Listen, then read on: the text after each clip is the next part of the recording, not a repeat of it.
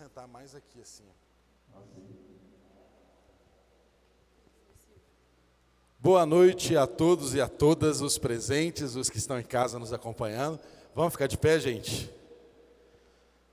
Que a graça e a paz de Deus seja sobre nossas vidas, a todos nós. Você que está em casa acompanhando conosco, nessa hora, chame a sua família, chame todo mundo, venha louvar, engrandecer o nome do Senhor, nessa noite especial que Ele preparou para nós. Convide as pessoas para participar, para estar conosco, mas nessa hora esteja completamente inteiro aqui conosco, para que juntos possamos louvar e engrandecer o nome do Senhor. Oremos. Pai, muito obrigado por essa noite. Obrigado, Senhor, pela oportunidade que o Senhor nos traz de estarmos como igreja reunidos para adorar o Teu santo nome, para exercermos a comunhão que o Teu Espírito promove no nosso meio. Pedimos ao Senhor que a Tua bênção seja sobre cada lar, sobre cada pessoa que nesse instante acompanham esse culto conosco, cultuam junto conosco, e mesmo aqueles que em algum dia, em algum momento, haverão de assistir, de participar dessa celebração, Senhor. Nós pedimos que a graça do Senhor, que o poder do Seu Espírito possa salvar, possa restaurar, possa alcançar os corações sedentos, possa alegrar os corações entristecidos, possa levantar aqueles que estão abatidos, caídos, em nome de Jesus, quebrar as algemas, quebrar as amarras daqueles que estão cativos, em nome de Jesus, para que o Senhor seja glorificado em nós e através de nós. Deus nos dê a oportunidade de louvarmos e engrandecermos o Teu nome nessa noite, como se fosse a última oportunidade. Que no nome do Senhor, cada um de nós possamos nessa hora nos entregar por inteiro ao Senhor, por inteiro, sem qualquer reserva, Senhor. Para isso, venha, ó Espírito de Deus, ministrar os nossos corações. Venha, ó Espírito de Deus, alcançar cada vida aqui presente.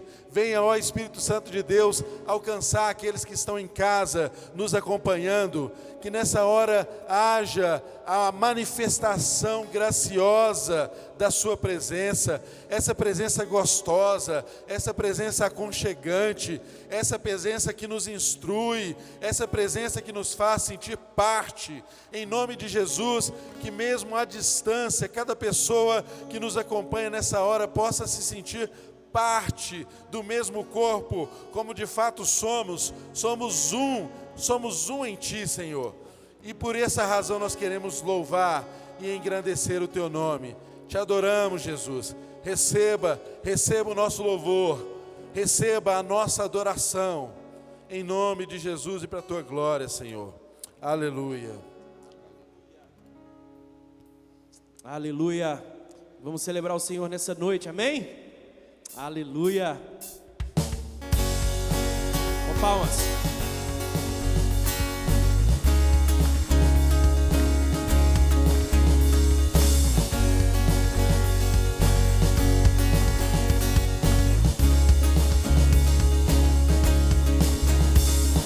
Nada nos separará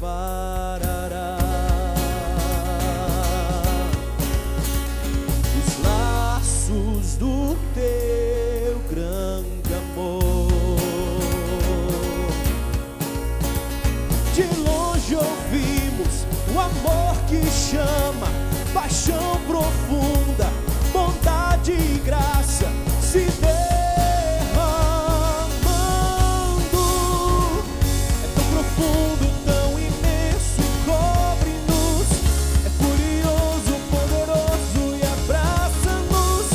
Só Ele pode devolver a vida aos corações. O Pai que Seu Filho nos deu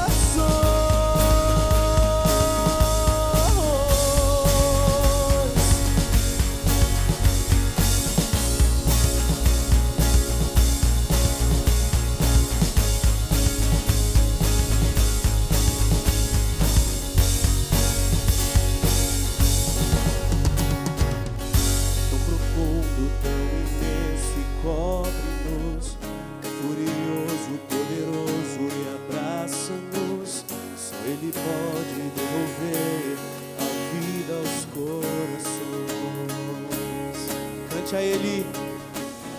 É tão profundo, tão imenso e cobre-nos. É furioso, poderoso e abraça-nos. Só Ele pode devolver a vida aos corações. É tão profundo, tão imenso e cobre-nos. É furioso, poderoso e abraça-nos. Só Ele pode devolver a vida aos corações. É tão profundo, tão imenso e cobre-nos. É furioso, poderoso e abraça-nos. Só Ele pode devolver a vida aos corações. Aleluia. Aleluia, Jesus. Como é bom poder te louvar nessa noite, Jesus. Nós sabemos que nós estamos seguros em Ti, Jesus. Seguros em Ti, Pai. Seguros no Teu amor. Seguros nos Teus braços de amor, Jesus. Aleluia, Jesus. Por isso nós te louvamos. Por isso te entronizamos, Jesus. Aleluia. Oh, aleluia.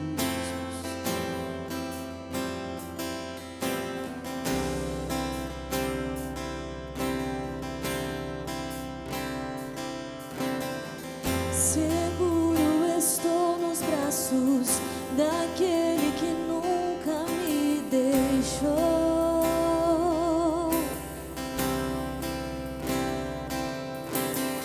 Seu amor perfeito sempre esteve repousado em mim. Se eu passar pelo vale,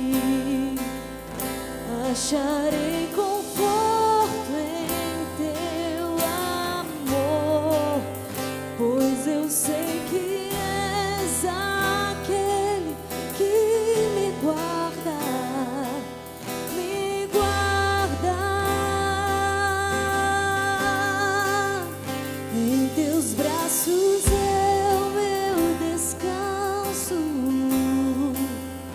Em Teus braços é o meu descanso. Em Teus braços é o meu descanso. Em Teus braços é o meu descanso. Seguro estou nos braços daquele que nunca me deixou.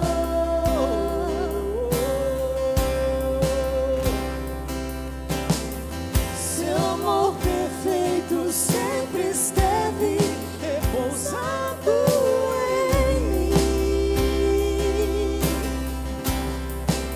Se eu passar pelo vale, acharei conforto em Teu amor, pois eu sei que és aquele que me guarda, me guarda. Em Teus braços é o meu descanso. Em Teus braços é o meu descanso.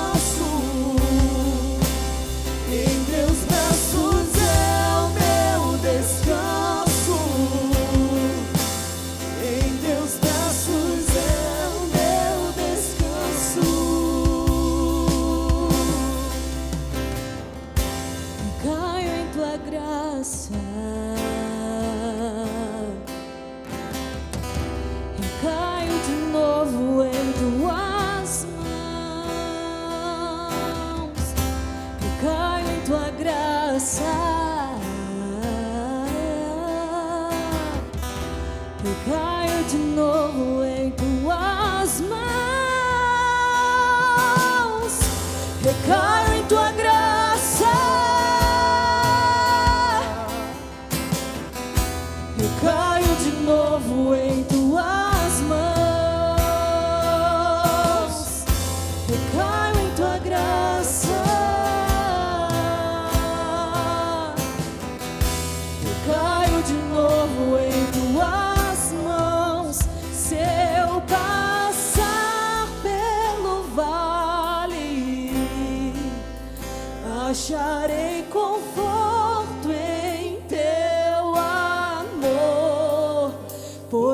sei que és aquele que me guarda, me guarda. Em teus braços é o meu descanso, em teus braços é o meu descanso, em teus braços é o meu descanso, em teus braços é o meu descanso.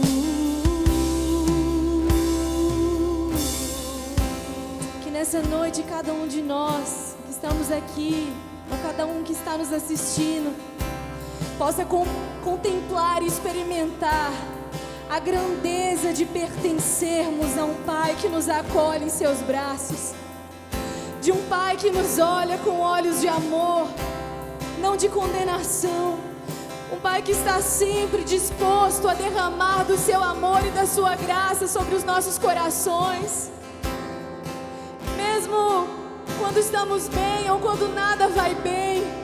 Existe um lugar de aconchego nos braços do nosso Pai.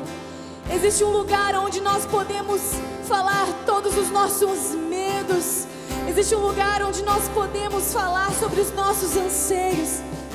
Mas que o meu maior anseio, o seu maior anseio, seja mais do que qualquer outra coisa, estar junto da presença dEle, em um lugar onde só Ele e você conhecem, um lugar de intimidade, onde flui o amor, onde flui a graça, onde flui a misericórdia, onde flui a manifestação do doce Espírito Santo de Deus, que está com cada um de nós, todos os dias das nossas vidas, em cada situação.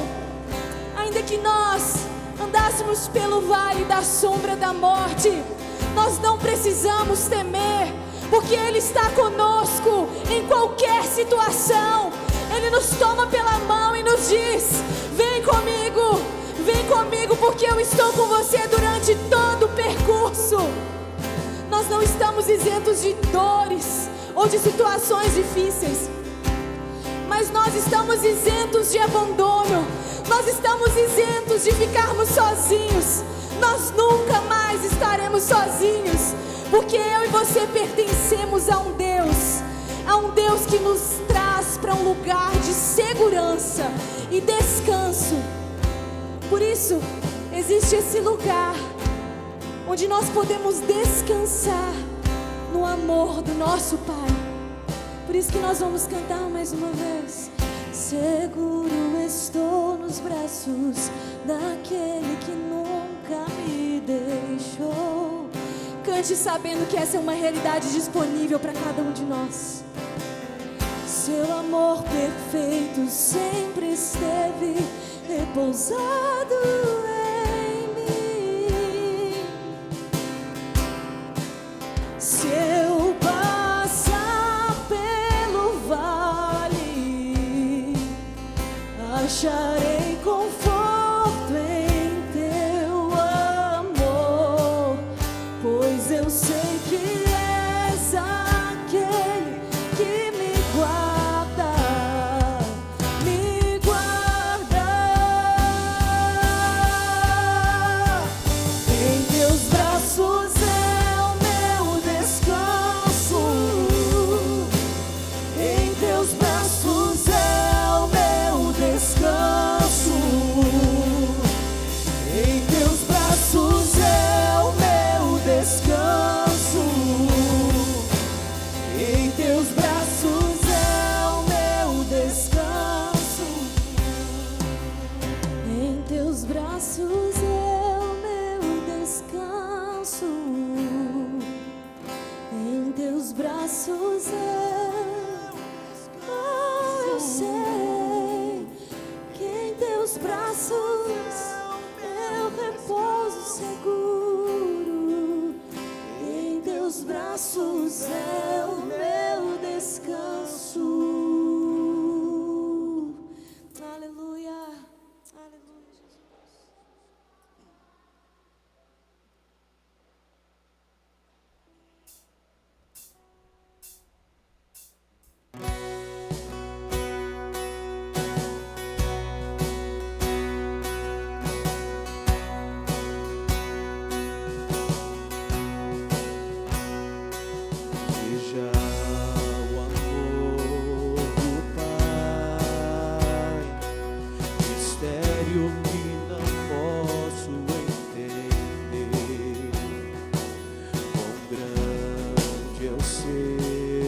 amor e o quanto nos deseja.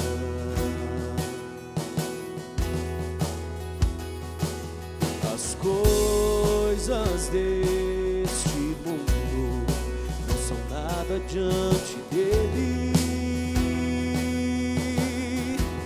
Vai infalível que se compara a ti. Veja o Filho de Deus, leão e o cordeiro dado a nós. O Verbo se encarnou, Salvador da minha alma.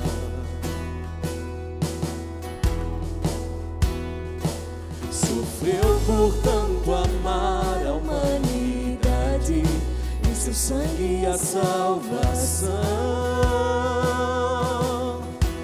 Jesus Messias, o justo se entregou. Não foi o fim, ele ressuscitou.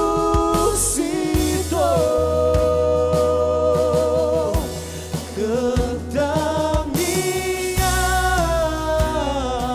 alma, canta minha alma, que amor tão grande, que amor tão grande. Canta minha alma, canta minha alma, que amor tão grande, que amor tão grande,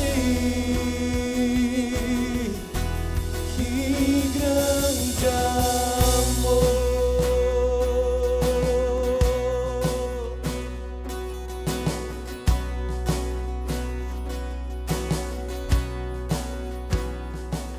Veja comigo está o Espírito queimando em meu ser, amigo e protetor que me leva à verdade.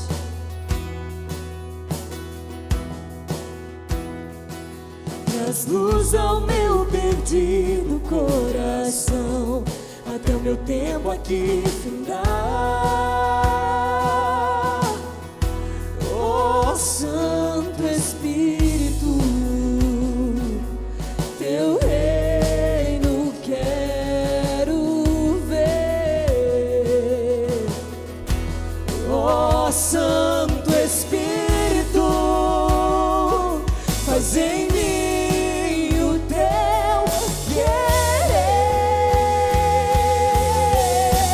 Canta minha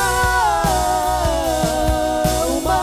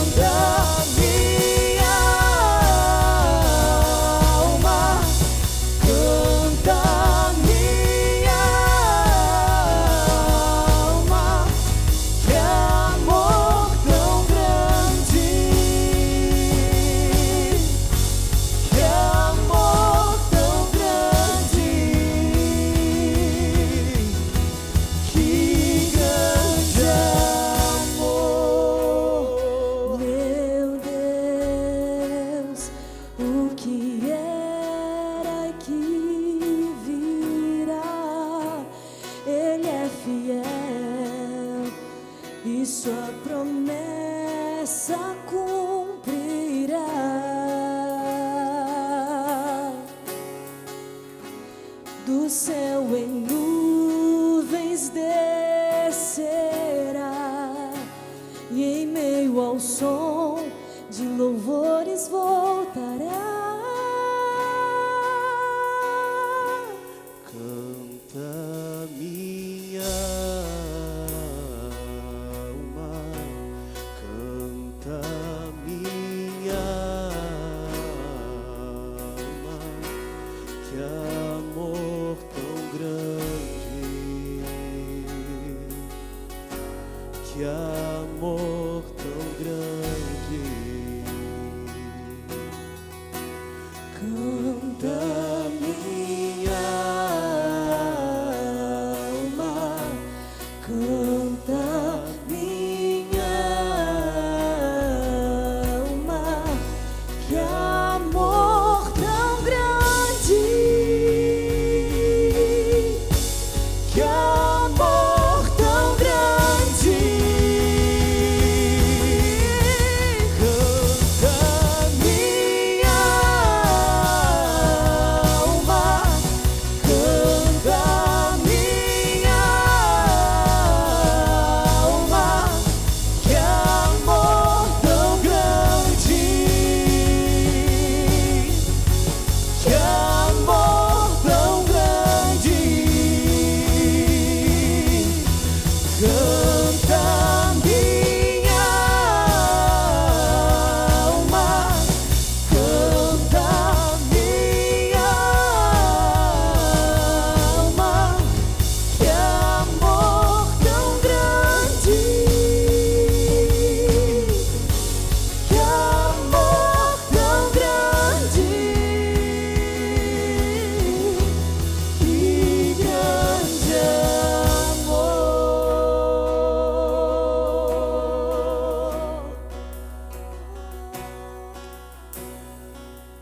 Ah, Senhor, que assim como o salmista disse, como a corça suspira pelas águas, que assim seja conosco, Senhor. Que a Tua presença, que o desejo pela Tua presença, pela Tua manifestação, seja sempre uma realidade nas nossas vidas. E nessa hora, Deus, nós pedimos que esse amor tão grande alcance a cada pessoa que está aqui presente e a cada pessoa que está em casa nos acompanhando, cultuando, louvando, engrandecendo o Seu nome. Pedimos que esse amor possa inundar os corações. Pedimos que esse amor, ó Deus, possa fazer com que as pessoas sintam-se completas em Ti. Pedimos que esse amor possa lançar fora, mandar embora todo medo, porque a Tua palavra nos ensina que o verdadeiro amor lança fora todo medo. Que esse verdadeiro amor possa dissipar as trevas, dissipar o engano, dissipar toda cegueira espiritual. Ó Deus, quebrar os cativeiros que nos prendem. Ensina-nos, ó Deus, a desfrutar desse amor. Amor tão grande, amor antigo, amor manifesto antes da fundação do mundo. Amor que nos alcançou.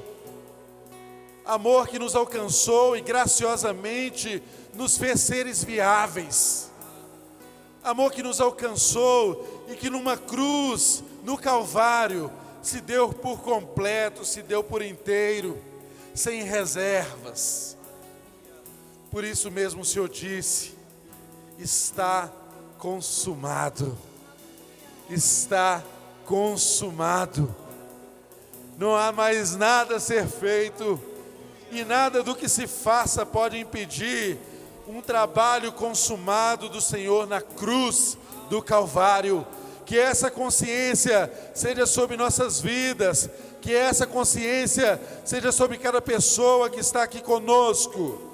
Nada, absolutamente nada, em nenhuma era, em nenhum tempo, em nenhuma circunstância, nenhum poder, nenhuma autoridade pode anular o sacrifício da cruz do Calvário. Portanto, Jesus, nós nos apegamos a essa realidade. O Senhor morreu por nós, o Senhor se deu inteiro por nós, o Senhor foi pecado por nós, o Senhor foi morte por nós, e por isso hoje celebramos a vida que temos no Filho, vida abundante, vida mais que abundante. Aleluia! Obrigado, Senhor. Que essa verdade console os nossos corações. Que essa verdade seja transformadora em nossas vidas. E a nossa alma possa cantar. Canta, minha alma. Canta, minha alma. Canta o amor do Senhor, minha alma. Aleluia. Que amor é esse? Que grande amor.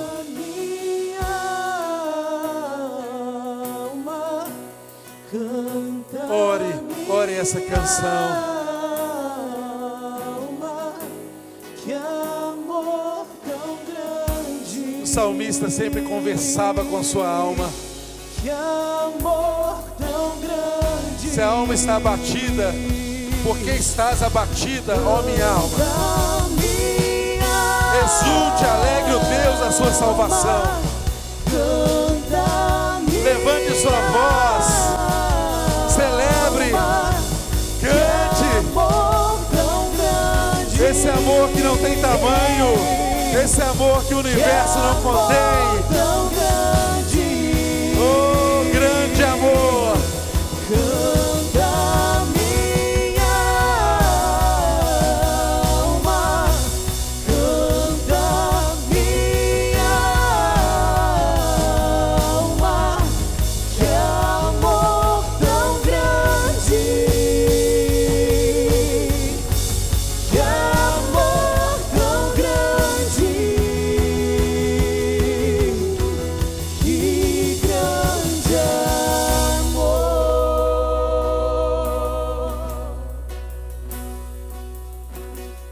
Obrigado, Jesus. Obrigado porque temos a consciência de que nada pode nos separar do amor de Deus que está em Cristo Jesus. Nem espada, nem guerra, nenhuma situação, nenhuma adversidade. Nada, absolutamente nada, meu irmão e minha irmã. Absolutamente nada pode separá-lo do amor de Deus que está expresso, estampado em Cristo Jesus. Aleluia, glória a Deus. Isso é motivo para você se alegrar por toda a eternidade. Aleluia, glória a Deus, aleluia, glória a Deus, aleluia. Você que está aqui conosco pode tomar assento, pode se assentar. Nessa hora, eu e você, com esse mesmo espírito de louvor, de adoração, nós vamos trazer diante do Senhor aquilo que Ele mesmo colocou em nossas mãos. Nós vamos trazer diante de Deus os nossos dízimos e as nossas ofertas. Nós temos o privilégio de sermos um povo que entrega para Deus daquilo que nós recebemos das mãos dEle. Nós não podemos dar a Deus nada que produz e que tem origem em nós mesmos. Tudo que nós entregamos a Deus provém das mãos dEle. E Ele tem cuidado de nós. Você que está aqui presente nessa hora, faça isso com seu coração generoso, liberal, sem qualquer constrangimento, sem qualquer situação que tire a sua alegria. Você precisa estar alegre no momento de contribuir, de ofertar. Você que está em casa, está nos acompanhando aí pela telinha, tem aí os dados bancários da nossa igreja e você pode fazer a sua contribuição através desses dados, enviando através de uma TED, de um DOC, de uma transferência bancária. Mas sempre o faça com essa consciência. Nós somos responsáveis uns pelos outros. E nós fazemos isso por gratidão, por gratidão e não por constrangimento. Só alguém grato é que consegue fazer isso com alegria. Se você não tiver gratidão no seu coração, também não haverá alegria. E Deus ama ao que dá com alegria. Então, seja responsável, contribua, seja generoso, mas tenha um coração sempre agradecido, porque você não faz isso dos seus próprios recursos. Você faz isso a partir daquilo que Deus tem depositado sobre a sua vida. E você, que é um membro da nossa igreja, e que nessa situação que nós temos passado, nesses dias difíceis, dias de pandemia, de isolamento social, tantas pessoas passando por situações de desemprego, de dificuldades financeiras. Então, se você é daqui da nossa comunidade e precisa de algum tipo de ajuda, por favor, entre em contato conosco através de um dos nossos canais, que nós queremos também ser bênção na sua vida. Em nome de Jesus. Amém. Amém. Irmãos, eu tenho alguns avisos rápidos para dar aqui, antes de nós irmos aqui para o texto de hoje. O primeiro deles, Academia da Bíblia. Nós iniciamos mais um módulo da Academia da Bíblia amanhã. E esse módulo muito especial vai ser ministrado pelo professor Rodolfo Amorim, não é? Os irmãos conhecem o Rodolfo, é um professor excelente, muito bem instruído, excelente professor. Tivemos contato com ele em outros módulos aqui da Academia da Bíblia. E esse módulo especial vai tratar de teologia sistemática. Ou seja, nós vamos estudar a Bíblia como sistema. A Bíblia como um todo, como ela se aplica à minha vida e à sua vida. Então, será um módulo muito importante. Eu quero incentivar aos irmãos que ainda não fizeram inscrição, entre nas nossas redes sociais, veja lá no site, no Instagram, no Facebook, tem o banner com os dados, com os informativos para você se inscrever na Academia da Bíblia. Tem um telefone lá de WhatsApp, você entra em contato e uma pessoa vai te instruir como fazer a inscrição direitinho. Não deixe de fazer a sua inscrição, as aulas começam amanhã e vai ser um tempo precioso de aprendizado e de transformação na minha vida e na sua vida. Eu estarei lá, que eu quero aprender cada vez mais e mais. E nós estaremos juntos nessa empreitada, que esse é o último módulo da Academia da Bíblia nesse ano, certo? Então serão alguns encontros que nós teremos ali. Se eu não me engano, são 10 encontros esse módulo, 10 segunda-feiras. E você pode fazer isso do conforto da sua casa. Você pode estar em casa e acompanhar as aulas. É melhor que você acompanhe as aulas no momento em que a aula está sendo ministrada. Mas se você está inscrito e eventualmente no momento da aula você não pode participar, você tem acesso a um link que você depois pode assistir às aulas. Mas é muito bom, tem um chat, a gente conversa com o professor, a gente interage, os alunos participam e tem sido muito instrutivo e abençoador na vida da nossa igreja. Então eu quero te incentivar, ao final dessa reunião, entre lá, procure as informações e faça a sua inscrição para estar amanhã aqui conosco. Outro aviso importante, a nossa igreja deseja ser cada vez mais intencional em explorar as artes. E por isso o grupo de expressões artísticas aqui da nossa igreja está fazendo uma audição para crianças e adolescentes e jovens que queiram participar de teatro, dança, canto. Se você toca ou está aprendendo a tocar, tem facilidade ou habilidade com instrumento musical, nós estamos juntando essa galera toda e nós vamos fazer cada coisa linda, cada coisa maravilhosa aqui. Então, você jovem, se inscreva.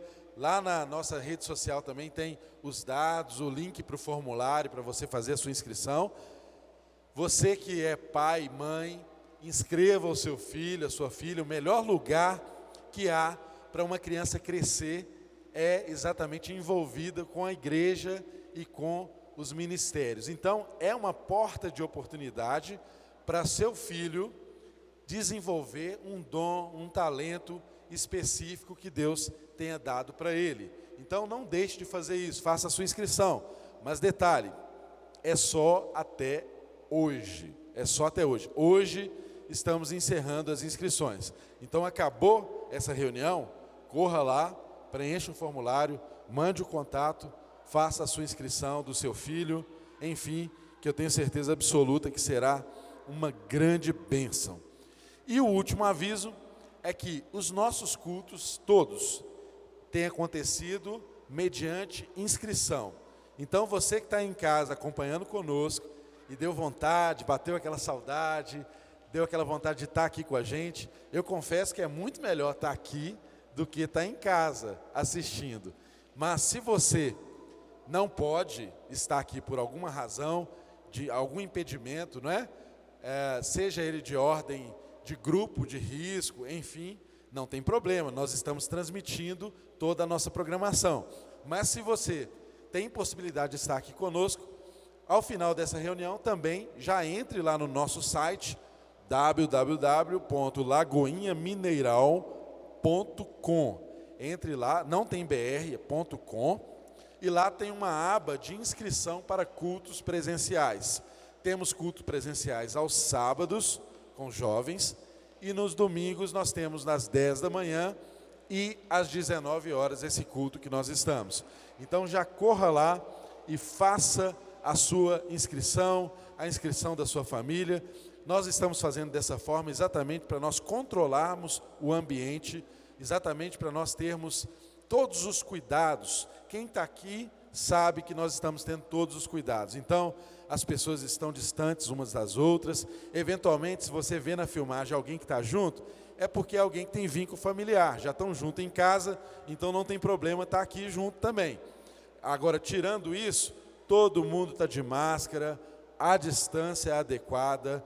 Chegando aqui, nós temos tapetes para se higienizar, totens de álcool gel espalhado para todos os lados, todas as cadeiras, tudo higienizado, enfim, todos os cuidados que nos cabe para que esse momento seja um momento de retorno, com alegria no coração, mas também com todos os cuidados. Tudo isso nós temos feito. Temos uma equipe de diáconos trabalhando, cuidando, para que tudo isso aconteça com a maior segurança possível. E tudo isso vai passar, gente. Espere um pouco mais, que logo mais essas restrições vão embora e a gente vai ter condição de experimentar um novo tempo, uma nova colheita em Deus. Eu tenho absoluta convicção disso. Tá certo? Então nos acompanhe, entre no nosso site e faça lá a sua inscrição já, hoje mesmo, para o culto da próxima semana. Lembrando que a restrição está em crianças, né? Nós não podemos ter crianças no nosso culto, é só a partir de 12 anos e maiores de 60 anos também, por enquanto, há uma restrição clara. Se você entrar lá no nosso site, tem todas as informações na aba de inscrição, tá certo? Mas vem com a gente, que nós queremos ter você aqui conosco e será uma bênção com absoluta certeza. Nessa hora eu convido você a abrir a sua Bíblia em Mateus, capítulo 13. Mateus, capítulo 13, que nós vamos dar sequência ao nosso estudo da Palavra de Deus.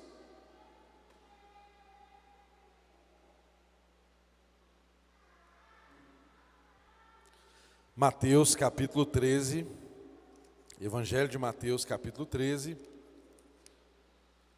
Hoje nós vamos estudar a parábola do joio e do trigo. Mateus, capítulo 13, parábola do joio e do trigo.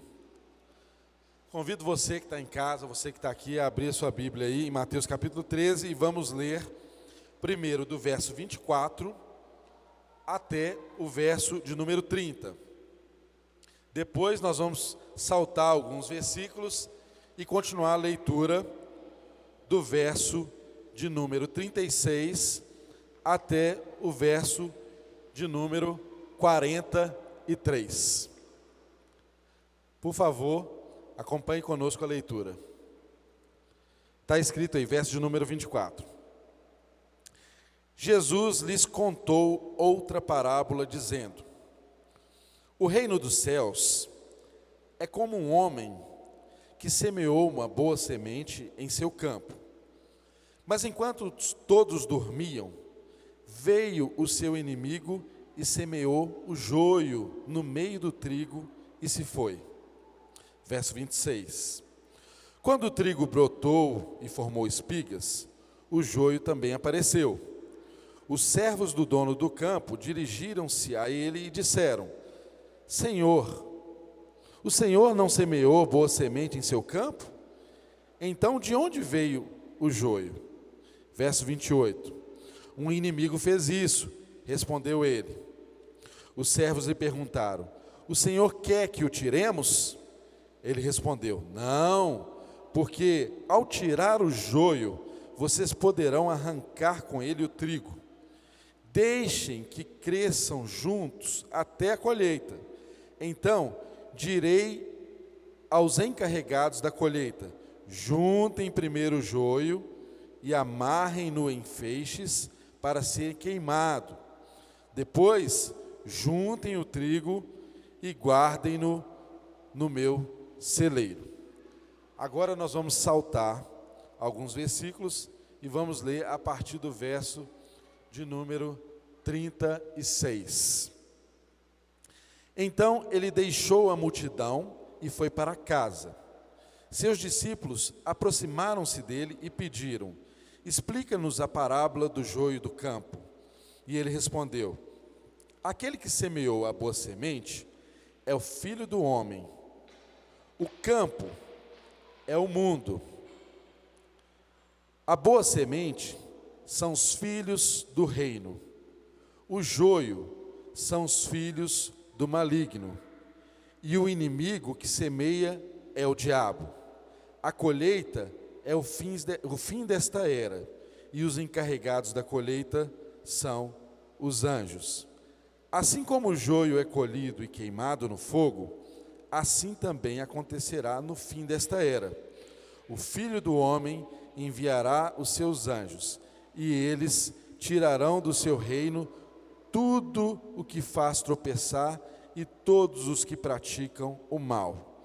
Eles os lançarão na fornalha ardente, onde haverá choro e ranger de dentes. Então os justos brilharão como o sol no reino de seu Pai. Aquele que tem ouvidos, ouça. Oremos. Senhor, nós estamos diante da Tua palavra. Pedimos ao Senhor que nos dê nessa hora toda a instrução vinda do Teu Espírito Santo. Fale aos nossos corações, promova a transformação através da Tua palavra. Nós bem sabemos, Deus, que nós não podemos comunicar absolutamente nada que não venha antes do Teu Espírito. Por isso, tire de nós, ó Deus, todo impedimento que tivermos para comunicar a Tua verdade. Faça-nos, ó Deus, falar exatamente aquilo que está no Seu coração. E que nessa ambiência aqui, Senhor, haja um tempo favorável, Deus, para o aprendizado. Como também as pessoas que em algum momento, em algum tempo histórico, nos acompanhar nessa ministração. Que o Senhor também possa falar aos corações, possa promover conhecimento da Tua palavra, possa promover, ó Deus, libertação, possa promover salvação, por meio do poder que há no Evangelho. Nós entregamos esse tempo a Ti e pedimos ao Senhor que fale conosco mais uma vez, transforme nossas vidas um pouquinho mais, é a nossa oração, em nome de Jesus. Amém. Aleluia.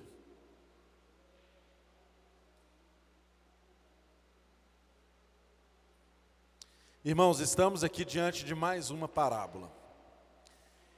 Em todo o tempo, nós estamos estudando aqui na nossa igreja, desde maio nós estamos estudando uma sequência de parábolas. E sempre frisamos aqui que é a forma de ensino que Jesus mais gostava de aplicar para ensinar acerca do reino de Deus e acerca do Evangelho. Eu quero pedir, por gentileza, um dos diáconos para encaminhar as crianças ou o papai, levar para o salão lá do Kids, que lá vai estar mais preparado, né, eventualmente que comparecer com criança, vai estar mais preparado para a gente ter um andamento da reunião aqui mais tranquilo. Por favor, gente, gentileza, gente. Então, gente, dando sequência aqui ao nosso texto bíblico, estamos falando de parábolas. E parábolas sempre foram a forma como Jesus preferiu ensinar as verdades do reino de Deus. Sempre foi a forma predileta de Jesus de extrair um ensinamento e ensiná-lo às pessoas. E, de uma forma especial, essa parábola, que nós acabamos de ler no texto, ela está logo após a parábola do semeador, no capítulo 13, que na verdade foi até a primeira parábola que nós pregamos aqui na sequência de parábolas, porque ela na verdade é uma matriz das parábolas, porque ela explica a razão de ser das parábolas. Jesus nos ensina aqui nesse contexto, através da parábola do semeador, que ele ensinava dessa forma porque aqueles que tinham um coração aberto e que deveriam compreender a verdade, recebiam de coração aberto e compreendiam as realidades do reino, como também aqueles que tinham coração endurecidos, aqueles que tinham coração empedrecidos, a eles essa verdade também poderia ser ocultada, apesar de ser sempre ensinada de uma forma muito simples. Jesus sempre ensinava de uma forma muito simples, de modo que uma criança poderia compreendê-lo, de modo que um homem simples poderia compreendê-lo. O que acontece é que muitas vezes nós é que complicamos demais a simplicidade do Evangelho. Nós é que trazemos às vezes muitas complicações e fazemos com que o Evangelho seja inviável para algumas pessoas. Essa era uma prática muito comum, inclusive entre os fariseus. Eles pegavam a simplicidade do Evangelho e tinham o poder de complicá-la através de uma série de condutas que não eram exigíveis segundo Deus, mas eles transformavam aquele código de conduta em algo que fazia Deus ficar distante das pessoas. Mas Jesus nunca foi um homem distante do seu povo. Jesus sempre andou no meio das pessoas. Ele sempre andou com pessoas de todo tipo. Jesus não tinha um guetozinho de pessoa que ele escolhia e só andava com aquele tipo de gente. Não, ele era até muito criticado porque ele andava com publicanos, ele andava com meretrizes, ele andava com pecadores e, em algumas circunstâncias, com fariseus. Então Jesus não tinha preconceito de tipos de pessoa por onde ele andava. Ele não era contaminado pelo ambiente, mas ele é que era influência nos ambientes onde ele estava. E aqui, no contexto dessa parábola, é muito importante nós termos algumas compreensões históricas que são fundamentais para a gente entender o que Jesus estava ensinando aqui nesse texto. Ora, esse texto ele fala de um ambiente rural. Percebam vocês que Jesus está, desde a parábola do semeador, ele está usando de exemplos que falam de uma realidade agrícola, rural. Primeiro ele fala do semeador, depois ele fala aqui da parábola do joio. Entre a parábola do joio e a explicação que ele dá à parábola do joio, ele também fala da parábola do grão de mostarda e do fermento. Ou seja, havia ali um contexto para Jesus ensinar dessa forma. Ele sabia a quem ele estava se dirigindo com essas palavras. E quem eram essas pessoas que estavam ouvindo Jesus? Muito possivelmente, eram pessoas que trabalhavam em grandes propriedades rurais, que por ocasião estavam ali no ambiente urbano, no ambiente da cidade, mas aquela sociedade ela era predominantemente rural. Nós sabemos que o Império Romano, ele tinha senhores que eram proprietários de grandes fazendas, de grandes porções de terra, E ali eles produziam com mão de obra escrava e também com mão de obra de servos livres. Apesar de que o servo livre em pouco se diferenciava de um escravo. Poderíamos dizer que a diferença maior estava no fato de que o escravo poderia ser vendido, né? Um escravo poderia ser, ele era tido como uma mercadoria, ele não era tido como pessoa, e ele poderia também ser espancado, maltratado, porque exatamente o escravo não era tido como pessoa, ele não tinha direitos de uma pessoa.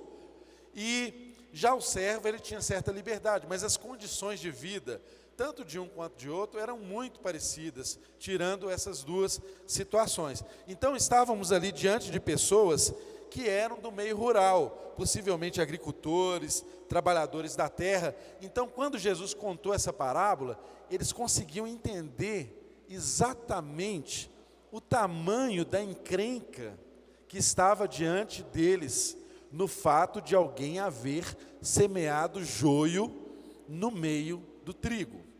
Isso era da ambiência deles. Eles compreenderam logo do que se tratava e da dificuldade que haveria em função de haver uma semente de joio no meio do trigo plantado. Então, percebam vocês que o texto começa nos ensinando assim: Jesus lhes contou uma parábola dizendo: o reino dos céus é como um homem que semeou uma boa semente em seu campo. Não quer dizer necessariamente que o reino dos céus é como um homem que semeou uma boa semente. Não é apenas isso. Mas o contexto da parábola, como um todo, é que expressa o que é o reino de Deus. Não há aqui a personificação do reino de Deus na pessoa, me perdoe a repetição, que nesse caso não é desnecessária, na pessoa que semeou a boa semente. Ou seja, nós temos que olhar para o texto como um todo, para a gente entender o que Jesus está nos ensinando acerca do reino. Ele diz que ele semeou uma boa semente no campo, mas enquanto dormiam, veio o seu inimigo e semeou o joio no meio do trigo e se foi. Irmãos, era muito comum naquela circunstância, numa sociedade agrícola, numa sociedade rural, as pessoas dormiam cedo e levantavam muito cedo. Então, eles são controlados pelo tempo do sol. Quem conhece e convive com pessoas que trabalham na roça sabe do que eu estou falando. Eles levantam muito cedo para trabalhar. Então, eles trabalhavam na terra cedo. Quando dava a hora do almoço, eles almoçavam. Tinha um costume das pessoas dar uma dormidinha depois do almoço, não é? Trabalhar de novo, mas logo no final do dia, quando o sol se punha, aquelas famílias de agricultores, trabalhadores que trabalhavam no sol escaldante, cansados, eles tinham o hábito também de dormir cedo. E o texto nos diz que quando o homem que semeou a boa semente dormiu, veio um inimigo e semeou joio no meio da semente de trigo. Esse é um ensino genial de Jesus. Sabe por quê? Porque esse tipo de problema era muito comum naquela região.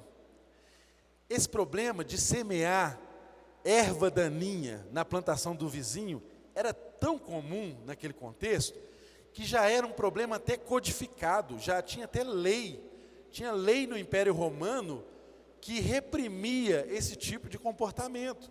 Ora, e nós sabemos que para existir uma lei reprimindo um comportamento, esse comportamento ele tem que ser repetitivo, ele tem que ser reiterado, e tem que ser uma conduta indesejada na sociedade, uma conduta que fere a um bem, que tem um valor para aquela sociedade.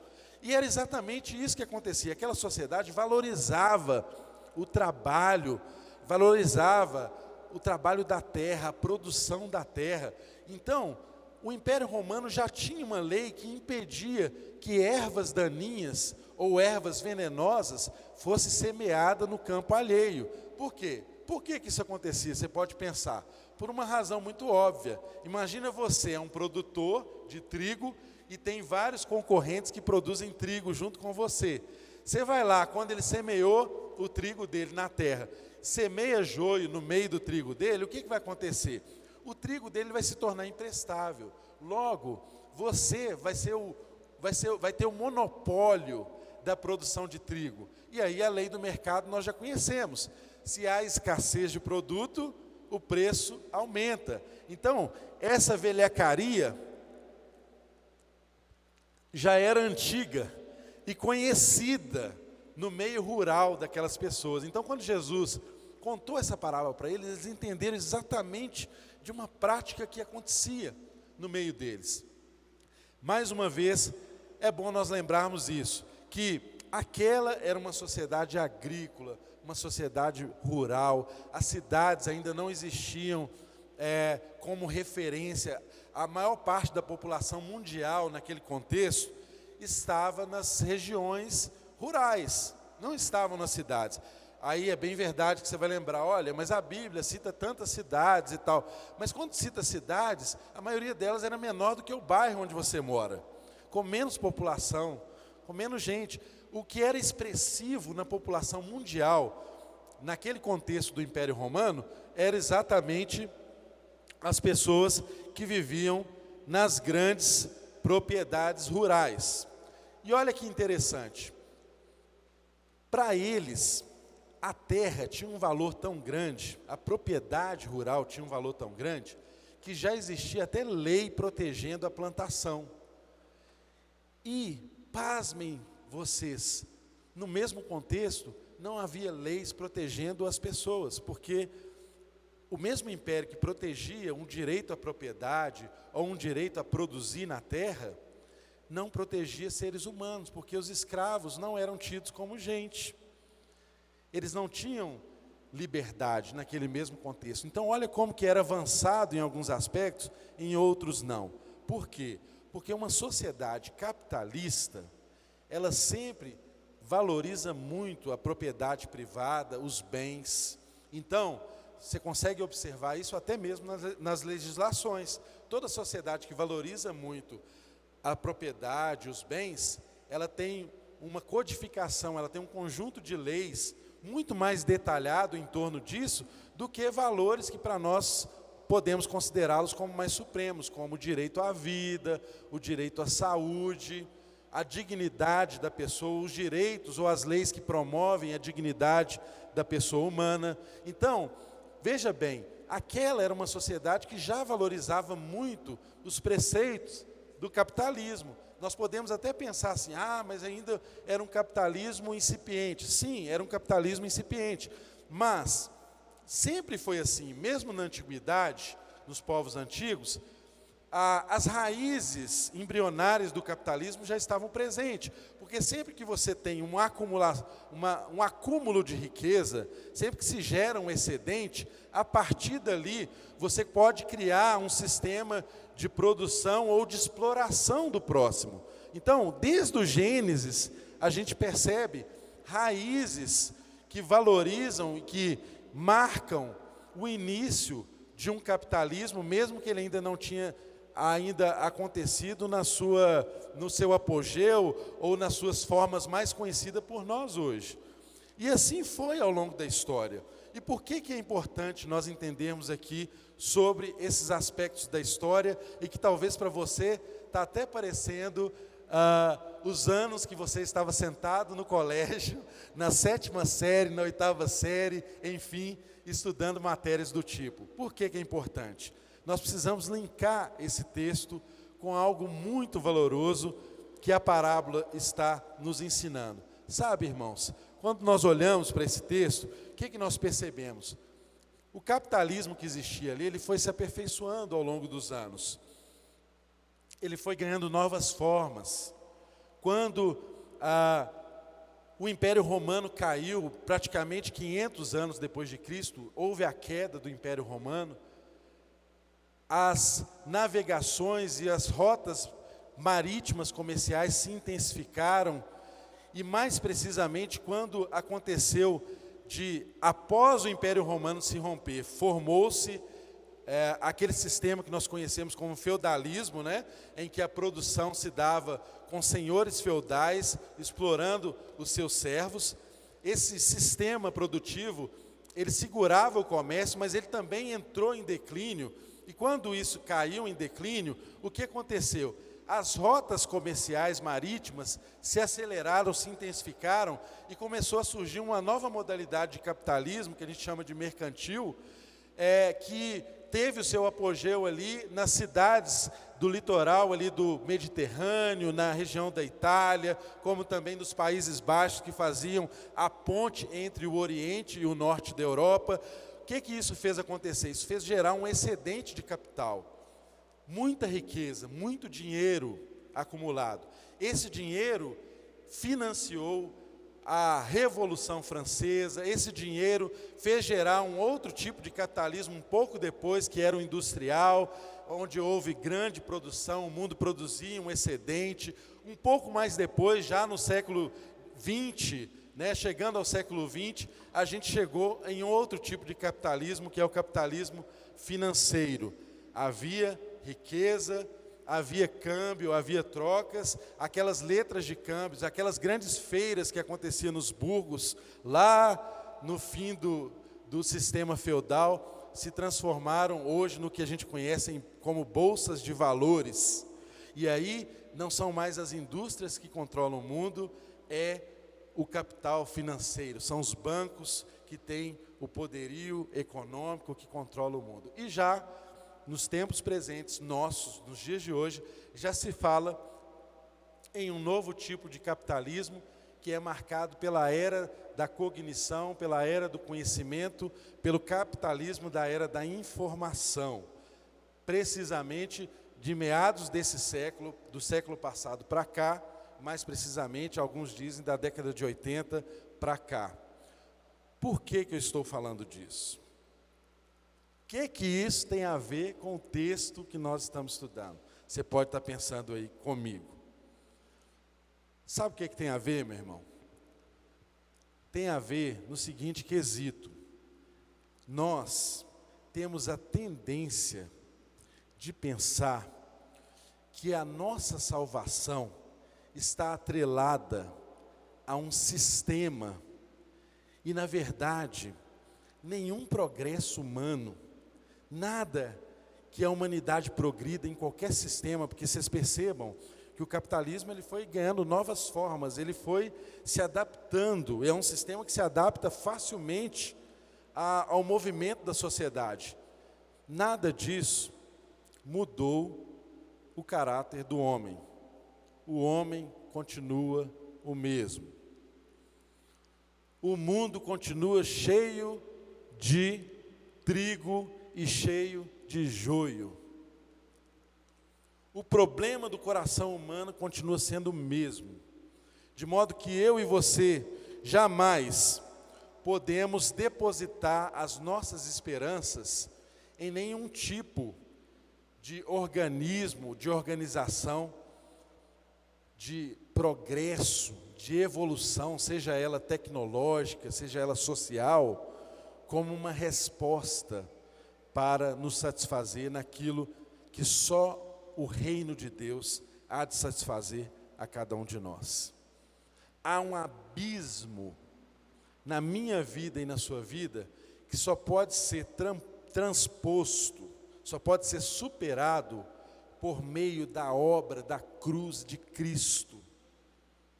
Nada, nenhum avanço histórico, nenhum avanço tecnológico mudou essencialmente quem nós somos. Nós continuamos sendo gente igual era no início, que deseja o que não deve desejar, que faz às vezes o que não quer, que se tem poder, usa mal o poder. O homem é assim. O homem é assim. E o texto, ele nos ensina muito acerca disso, porque a parábola, ela traça aqui um caráter muito interessante acerca do joio e do trigo, porque quando você tem todo esse ambiente traçado aí, do ambiente rural, das práticas comuns de envenenamento que havia de plantação, enfim, o que nós podemos pensar? Olha, alguém que quisesse envenenar a plantação do vizinho, o uso do joio era quase que o que podemos chamar de o crime perfeito. Por quê? Você esperava o cara gastar as sementes dele lá no campo, depois você semeava o joio na calada da noite, ou quando todos estavam dormindo, ninguém via. E o que acontecia? O dono do campo não tinha como discernir no tempo real se aquilo que estava ali era trigo ou se era joio. E aí, entre o crime e a sua parte mais visível, passava-se muito tempo, porque o joio só era distinguido do trigo depois que crescia e se dava o fruto. Antes disso, não era possível distinguir o joio do trigo. Então, percebam que é muito importante a gente compreender esse cenário histórico, para a gente entender aqui do que o texto está falando, porque o texto está falando de uma grande colheita que tem um tempo certo de acontecer. E às vezes o que fica no nosso coração é um desejo, que é um desejo antigo, de implantar o reino de Deus. Quando não é pela tecnologia, quando não é pelo avanço social, a gente quer implantar o reino de Deus separando o joio do trigo. A gente quer criar guetos, a gente quer criar grupos.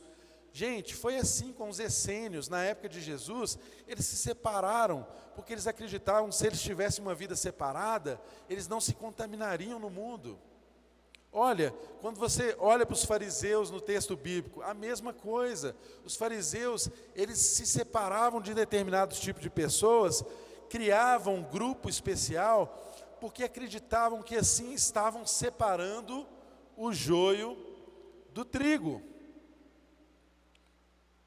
Sempre foi assim e sempre será assim. Nós nos esforçamos para criar um meio de estabelecer aquilo que só Deus há de estabelecer no seu juízo final.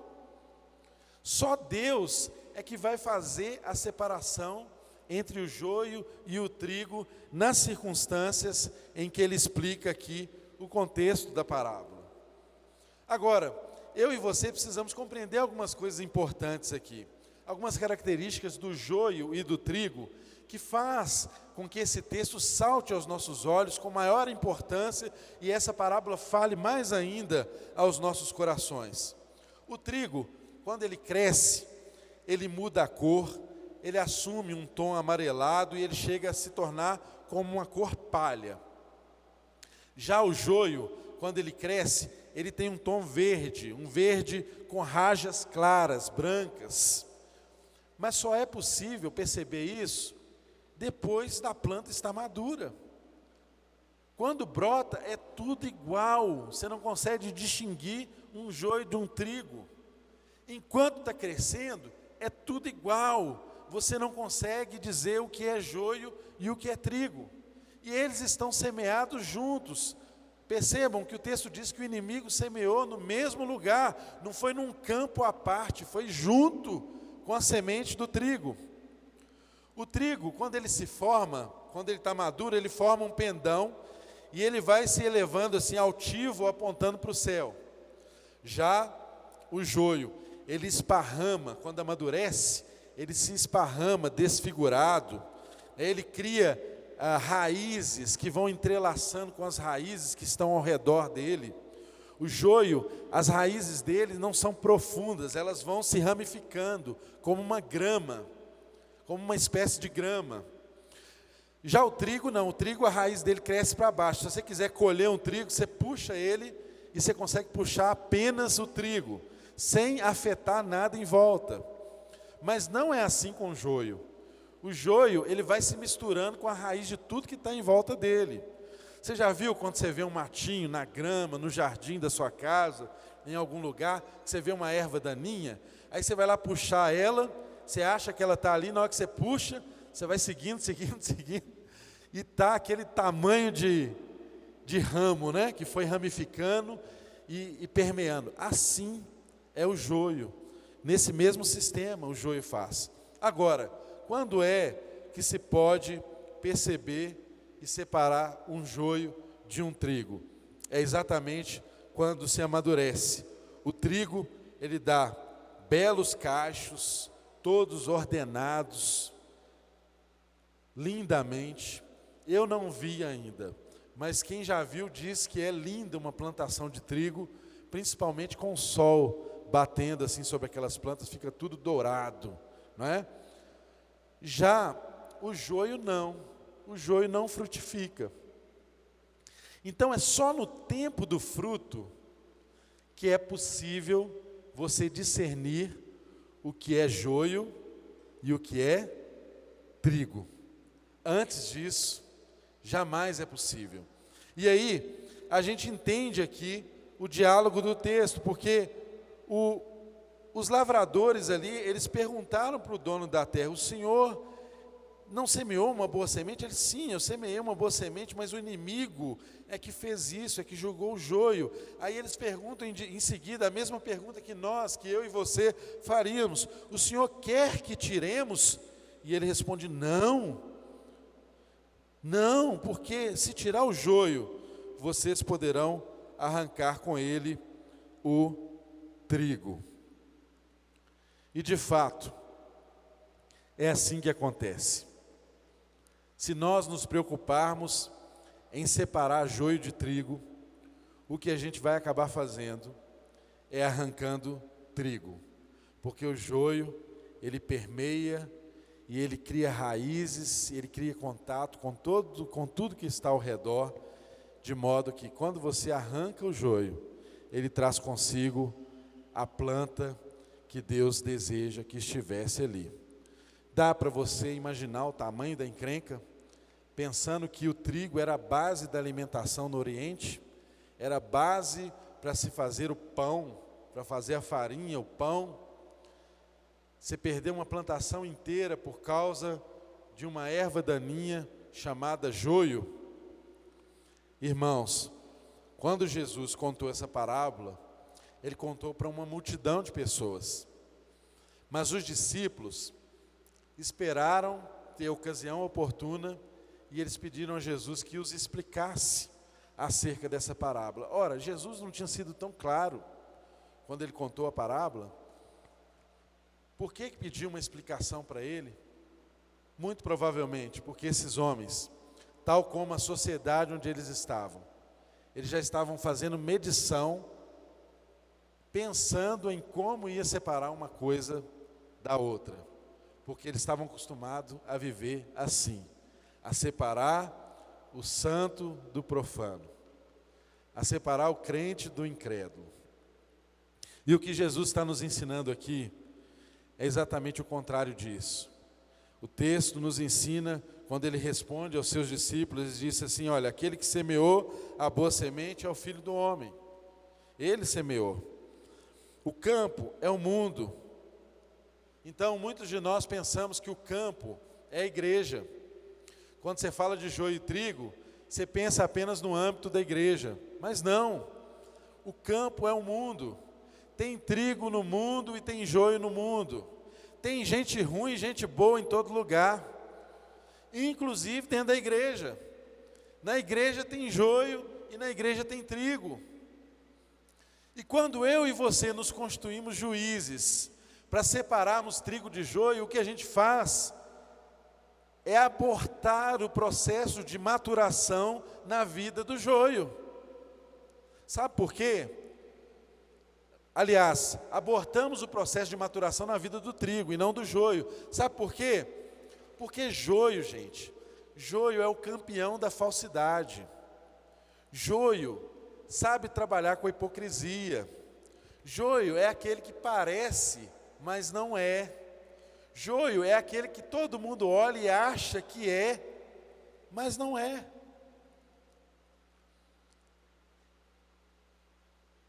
E é tão interessante quando nós olhamos para a igreja, e não precisamos fazer nem muito esforço, quando você olha para o próprio Evangelho, Jesus andou com 12, no meio deles havia um joio. E o joio que estava ali tinha um cargo importante, cuidava da grana, era o tesoureiro. Andava com Jesus, via os milagres que Jesus fazia, convivia com Jesus ali anos, a fio, vivendo, comendo junto, dormindo junto, vendo milagres, cegos enxergarem, mortos ressuscitarem, coisas maravilhosas acontecendo. Quer uma pessoa como Judas, que teve tantas experiências suficientes para fazer com que ele fosse a pessoa mais fervorosa e obediente a Deus, e não foi, porque tem joio e trigo em todo lugar. Se você olhar para a igreja e esperar da igreja um lugar onde só tem trigo, sinto, meu caro irmão, que você está prestes a sofrer uma grande decepção. Porque na igreja também, assim como no mundo, a igreja está no mundo, a igreja como o mundo está cheia de joio e está cheia de trigo. E não cabe a mim e não cabe a você querer resolver esse problema fazendo separação de uma coisa com a outra. Agora entenda bem, isso não quer dizer que nós como igreja sejamos tolerantes com o pecado. Não quer dizer que nós como igreja sejamos tolerantes com a hipocrisia, com o erro reiterado, intencional. Não é isso. O que o texto está querendo nos ensinar é que a nossa preocupação só pode estar na medida de quê? De sermos trigo no meio do joio. O melhor que eu e você podemos fazer para resolver esse problema, ou que está no nosso alcance fazer para esse problema ser resolvido, é a gente ser aquilo que Deus nos chamou para sermos. Amém? É quando eu e você nos preocupamos com a nossa frutificação e não com a vida dos outros. Não preocupe em ser um medidor do comportamento das pessoas. Preocupe com você. Seja um exemplo para o seu irmão e seja um exemplo no mundo, porque o joio e o trigo estão espalhados no mundo. Quando Jesus dá a interpretação dessa parábola, ele diz de uma forma muito clara: olha, o campo é o mundo e a boa semente são os filhos do reino. Eu e você, se nos julgamos filhos do reino, somos a boa semente. E não podemos ignorar o fato que junto conosco foi semeado semente venenosa. Dizem os cientistas que ainda não encontraram uma utilidade para o joio. Ele não tem nenhuma aplicação, nenhuma utilidade nutritiva, ele não serve para nada. A única coisa que serve o joio é para ele ser cortado e seco ele vira combustível, quando queimado. Só para isso. Mas no joio existe uma coisa interessante. Ele mesmo, apesar de não ser venenoso, ele hospeda um fungo que tem uma toxina venenosa. Esse fungo, ele não consegue se hospedar no trigo, mas ele se hospeda no joio. E o joio tem essa propriedade no nosso meio. Sabe aquelas pessoas que têm o poder de envenenar os ambientes? Mas elas não fazem isso de uma forma muito descarada, não. Elas fazem isso de uma forma sorrateira, discreta, porque afinal de contas, joio, para ser joio do bom mesmo, tem que parecer com trigo, não é verdade? Por quê? O falso, para ter o potencial de nos enganar, ele tem que parecer verdadeiro. O falso que não parece verdadeiro, ele não nos engana. Então, o nosso coração tem que estar firmado nessa verdade, meu querido irmão, minha querida irmã. Entenda, nós somos chamados para a frutificação, mas nós não fomos chamados para fazer a colheita, a ceifa e a separação. Mas isso um dia há de acontecer. Um dia há de acontecer. E aí eu volto lá atrás. Não entenda que nenhum processo evolutivo da humanidade vai fazer o homem se tornar melhor do que ele é. Não entregue as suas expectativas e as suas esperanças a nenhum partido político, há nenhum governo que prometa fazer 1000 coisas que vai melhorar a sua vida e que vai resolver o seu problema, porque isso não acontece. Definitivamente, os processos podem melhorar a vida das pessoas, mas o problema humano essencial continua existindo. O problema do coração do homem continua existindo. O coração do homem é uma fábrica de ídolos. Se eu e você não cuidarmos o tempo inteiro da nossa vida, todos os dias nós fabricamos um ídolo. Todos os dias. Às vezes o ídolo é a nossa esposa, às vezes o ídolo é a sua família, às vezes o ídolo pode ser o seu trabalho, às vezes o ídolo pode ser o seu sucesso profissional, às vezes o seu ídolo é o seu ministério, é o dom que Deus colocou nas suas mãos. O coração do homem é uma fábrica de ídolos. Nós não podemos desprezar essa realidade. E aqui o texto nos traz algumas lições importantes. Porque muitos trigos, na verdade, são penalizados por causa do joio. É somente quando os frutos são revelados é que é possível fazer o discernimento e a colheita certa. E quem faz isso, o texto nos ensina que são os anjos. Sabe por quê? Porque se eu e você quisermos marcarmos as pessoas e separá-las entre joio e trigo, nós vamos fazer isso com base nas nossas próprias concepções. E aí quem concorda conosco, quem pensa como a gente vai chamar de joio. E quem não pensa como a gente, aliás, quem pensa como a gente vai chamar de trigo. E quem não pensa como a gente vai chamar de joio. E aí esse joio vai ficar intrigado. Porque você está chamando ele de joio. Não é? Ou ele vai ficar joiado. Mas o fato é que eu e você não podemos fazer separação das pessoas.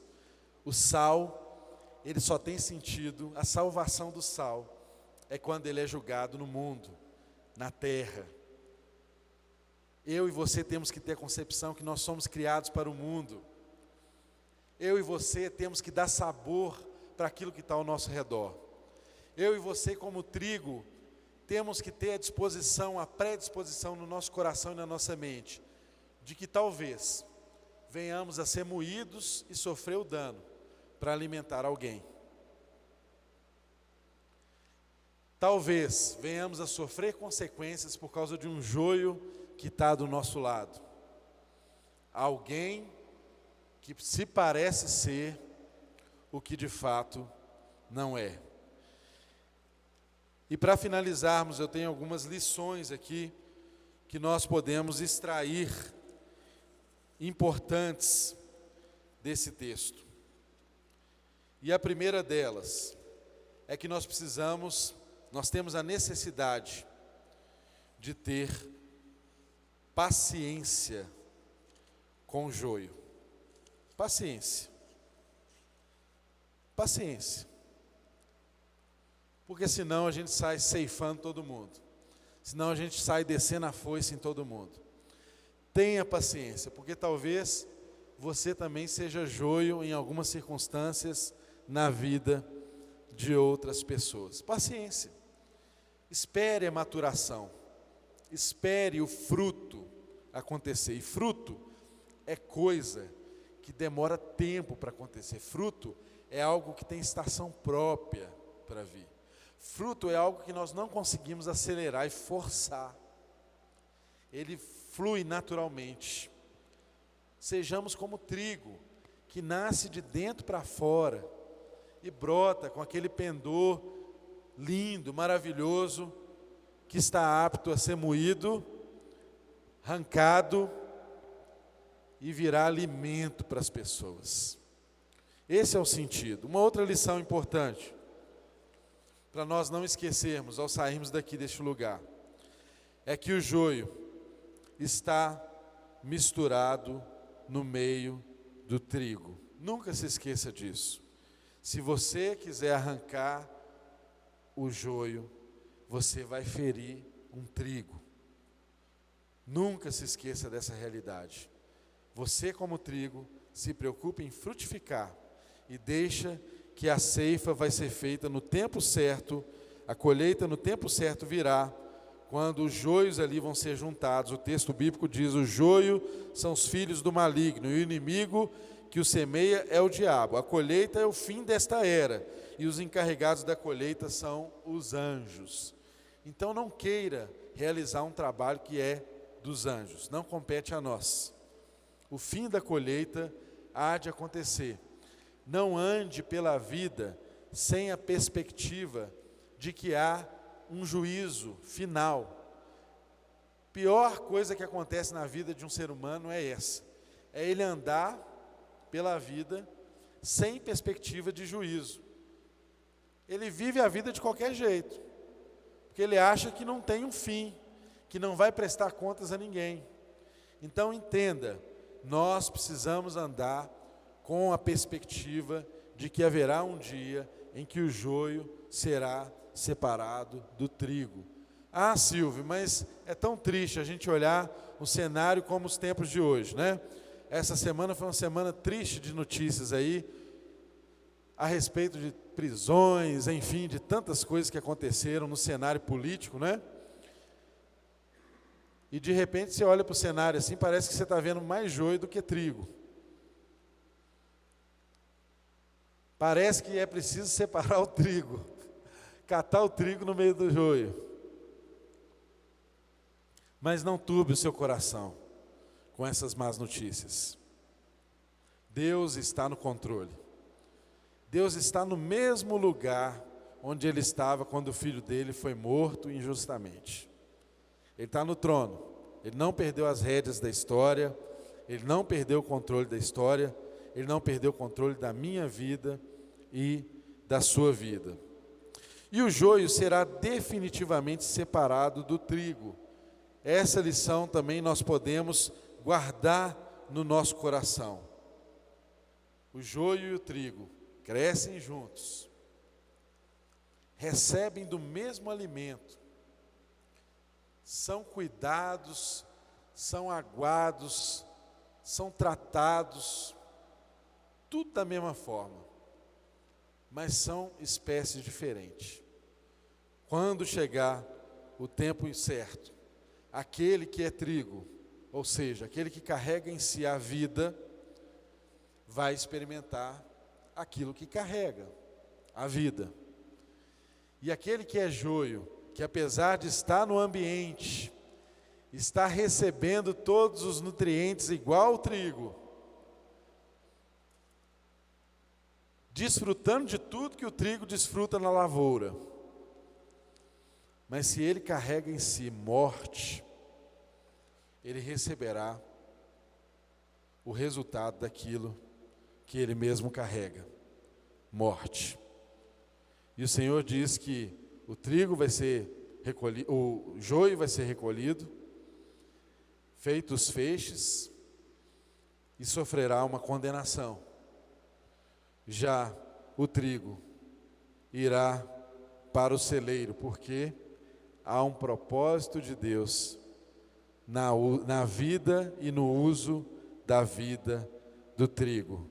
Então os redimidos viverão por toda a eternidade em um universo transformado, onde finalmente não haverá mais joio, só haverá trigo. Onde finalmente não haverá mais choro, não haverá mais pranto, só haverá alegria e gozo pleno na presença de Deus. Então, queridos, se eu e você temos uma tarefa, essa tarefa é frutificarmos enquanto é tempo. Frutificarmos enquanto é tempo. Se os anjos, na perspectiva escatológica, são aqueles que colhem os frutos, nos dias que se chamam hoje, o Espírito de Deus também frutifica em mim e em você. O livro de Gálatas revela qual fruto é esse: amor, paz, longanimidade, mansidão. É disso que as pessoas precisam conhecer. Porque conhecendo esse tipo de fruto, até mesmo o joio pode vir a se converter a trigo. Sabe por quê? Porque só há um que pode mudar a natureza das coisas: Jesus Cristo de Nazaré. Ele faz nova todas as coisas. Inclusive, se quiser, Ele pode, no tempo da dispensação da graça, no tempo presente, que a gente vê os nutrientes sendo mandados para o campo inteiro.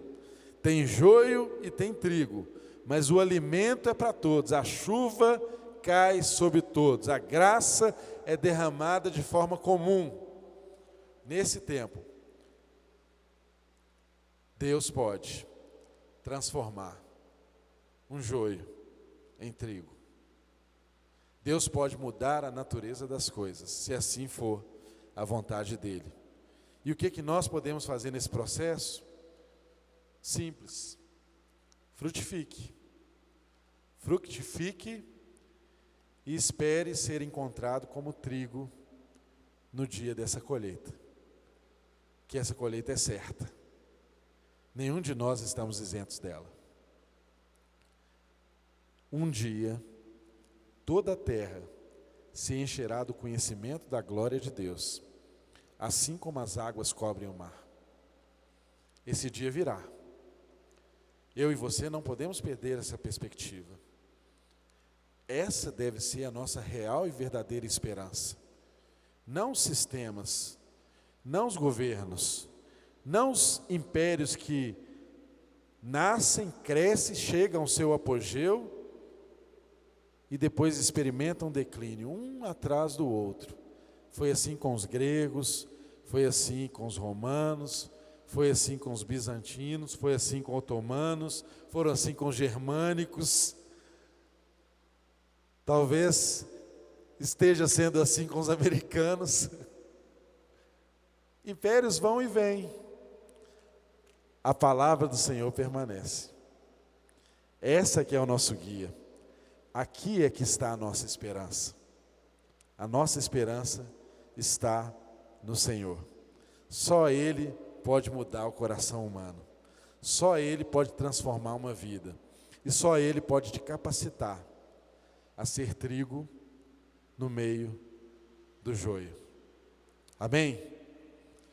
Se você está conosco em casa, ou você que está aqui presente, e nesse dia Deus falou ao seu coração, e você quer falar assim para Deus: Deus, eu quero ser trigo, eu quero ser gente boa do Senhor. E eu tenho andado por caminhos distantes, caminhos que não te agradam, eu tenho feito aquilo que eu sei que não está no teu coração para a minha vida. Eu quero me reconciliar com o Senhor, eu quero aceitar o seu senhorio, porque o meu desejo é nessa grande ceifa ser encontrado pelos anjos como um trigo frutífero, esplendoroso, pronto para gozar plenamente da eternidade proposta. Se você tem essa oração no seu coração, dobre o seu joelho aí onde você está, na sua casa. Diga para Jesus: Jesus, me aceite do jeitinho que eu estou, mas não deixe eu continuar sendo do jeito que eu sou. Me transforme, me dê uma nova chance, me faça experimentar verdadeiramente o seu reino, ainda aqui na terra. Eu tenho absoluta convicção que Deus fará isso na sua vida, como Ele tem feito em minha vida todos os dias, e como Ele pode fazer na vida de qualquer um que reconhecer a sua miséria, que reconhecer a sua dependência, que reconhecer a sua falência em conseguir fazer isso sozinho. Se houver alguém no nosso meio que gostaria de aceitar a Jesus Cristo como seu único, suficiente, completo, cabal, final Salvador, você pode fazer um sinal assim com a sua mão, que nós vamos orar por você. Há aqui no nosso meio alguém que quer dizer assim: Jesus, eu quero que o Senhor seja o Senhor da minha vida, completo, em tudo. Tudo que tenho é seu, tudo que sou é do Senhor. a alguém. Se você em casa fez essa oração comigo, eu quero te convidar a procurar uma igreja próxima da sua casa, a nos acompanhar nas nossas programações, em nossos cultos. Mas ao procurar uma igreja, procure aquela que professa o evangelho genuíno, a palavra da verdade. Que a graça de Deus, que o amor do Pai, que as consolações do Espírito Santo de Deus seja sobre todos nós e sobre toda a igreja dele, espalhada pela face da terra, cheinha de joio e de trigo, que um dia vão ser separados por aquele que vê o coração do homem, por aquele que consegue discernir aquilo que nós não conseguimos enxergar. Amém? Que Deus te abençoe, vá na graça, vá na paz do Senhor, em nome de Jesus.